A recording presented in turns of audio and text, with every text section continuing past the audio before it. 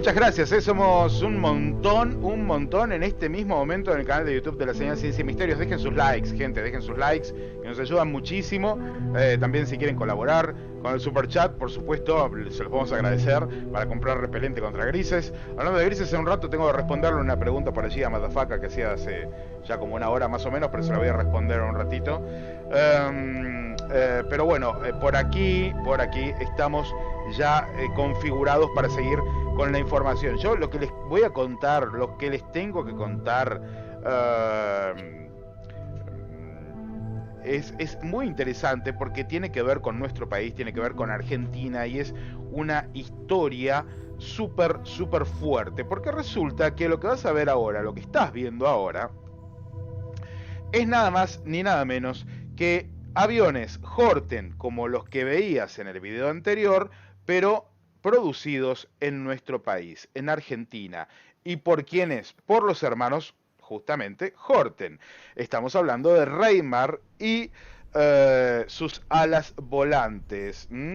Walter y Reimar Horten se desempeñaron como pilotos de Messerschmitt ME-109 durante la Segunda Guerra Mundial. Y el tercer hermano, Wolfram, fue piloto también de un bombardero, el Heinkel EE-111. Reimar Horten, en su haber, realizó unas misiones bastante arriesgadas en planeadores después de efectuar pruebas en la base de Heuhausen junto a su amigo y compañero Heinz Schauder.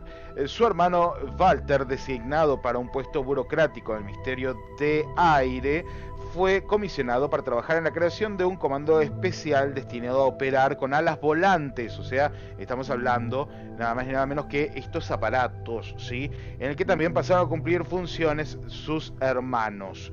El tema es que los hermanos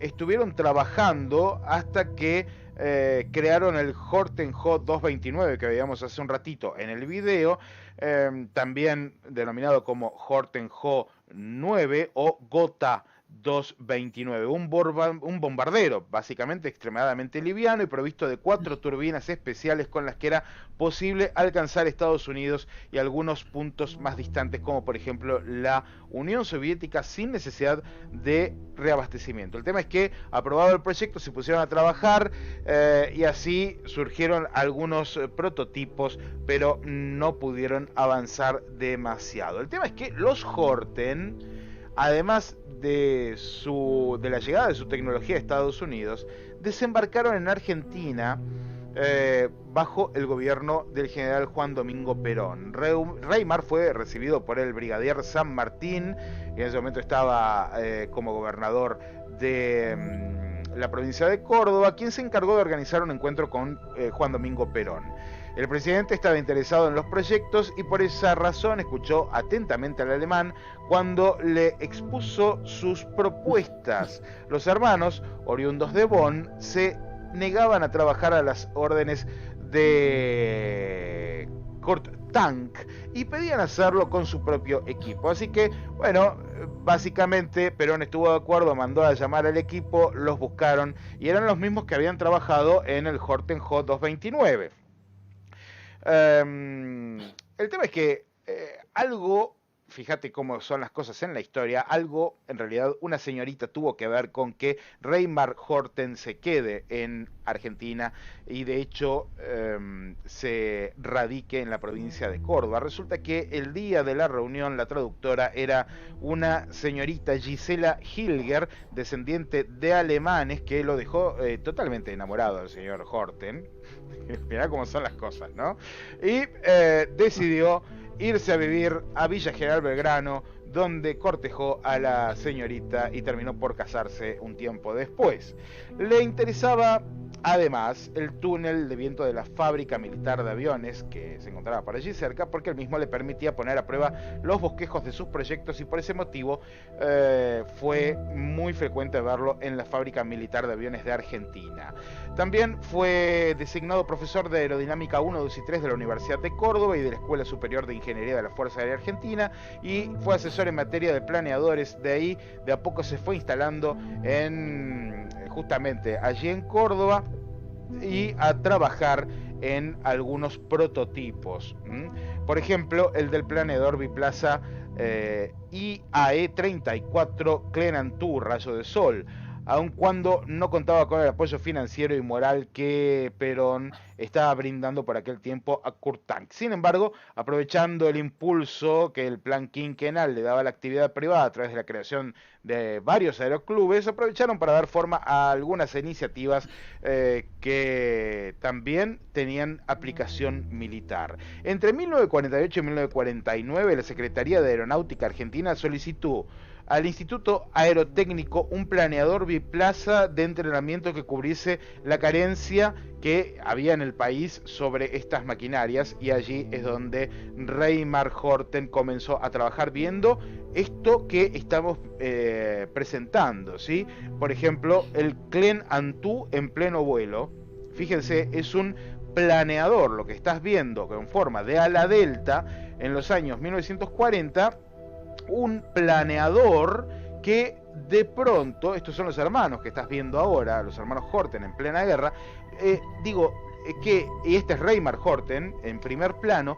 Estos planeadores, como el que ves, fueron desarrollados en Argentina por técnicos y diseñadores alemanes de la Alemania nazi que habían venido a parar aquí tras la Segunda Guerra Mundial. Fíjate qué interesante toda esta información que sale de aquí, porque se hicieron varias pruebas, ¿sí? Se preparó el primer prototipo del Clenantú, y cuando todo estuvo listo, el experimentado piloto que se había presentado para realizar esta prueba, César Ojeda, se ubicó en el asiento y notó enseguida que era bastante recto con respecto a los asientos de piloto convencionales. Cuando se lo comentó a Horten, dicen por aquí las anécdotas, le explicó que esto se debía a la posición del paracaídas, porque le había incluido un asiento autoeyectable. Entonces, claro, el diseño en un principio no incluía el asiento eyectable, tampoco el paracaídas, y por eso había quedado en una posición medio extraña el asiento, pero le dijo que para próximas versiones iba a estar solucionado, cosa que al final hizo. Luego un señor de apellido Weiss, también piloto, probó una nueva versión de este planeador que tenía una visión hacia el suelo muy limitada. A mediados de octubre de 1949, el brigadier, ya a esta altura Ojeda, invitó a un grupo de pilotos de planeadores de los clubes Albatros y Cóndor a realizar vuelos de prueba en el flamante planeador de los Horten. Uno de ellos fue Manuel Fentanes, quien a poco despegar en la pista del Instituto Aerotécnico notó los mismos problemas que había marcado Weiss en el vuelo, por lo que Fentanes de hecho se vio obligado a realizar un vuelo posterior en el que estuvo a punto de chocar con el avión remolcador, cosa que por supuesto habría provocado la caída de los dos artefactos. Era bastante difícil de manejar este prototipo que Reimar Horten había desarrollado. Sin embargo, no se quedó allí, porque luego desarrolló el famoso colibrí, con el que se lograron algunas hazañas, y más tarde el Urubú, ¿sí? El Urubú, este avión que lo vamos a ver en unos minutos, este planeador que lo vamos a ver en unos minutos, de hecho tuvo una historia súper interesante, porque vamos a decir algo que no mucha gente conoce. La primera vez, ¿sí? La primera vez que dos planeadores, o sea, dos aviones sin motor, cruzaron los Andes, fue exactamente, nada más ni nada menos que en el año 1956, ¿sí? El 30 de octubre se realizó el tercer intento de lanzar planeadores desarrollados por Reimar Horten desde Bariloche, o sea, sobre Bariloche, y allí lograron esta proeza, algo totalmente inédito para la época y de lo cual mucha gente en Argentina no tiene ni idea.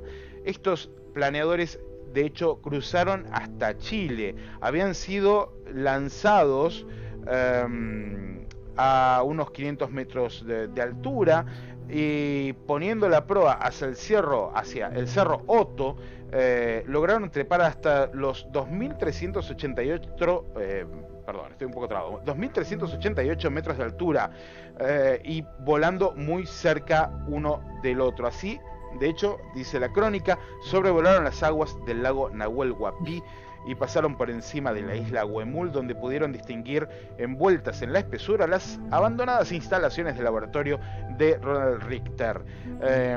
Dejaron y pasaron de largo por el Hotel Yao Yao, sí, por supuesto no iban a detenerse para un aperitivo, y encararon hacia la cordillera de lleno. Por allí tuvieron que esquivar un cóndor, pero lograron completar esta tarea, esta faena.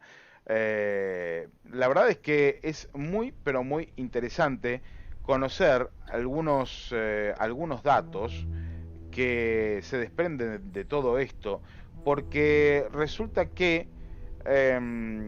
considerar que los hermanos Horten, en realidad Reimar, desarrolló 5 variantes de sus famosos aviones con forma de ala delta en Argentina, nos hace pensar en respecto a qué tan cerca en ese momento estaba Argentina, por ejemplo, de la tecnología norteamericana, que estaba haciendo exactamente lo mismo por allí en el desierto de Nuevo México, muy cerca del lugar donde ahora quieren realizar este raid, ¿sí?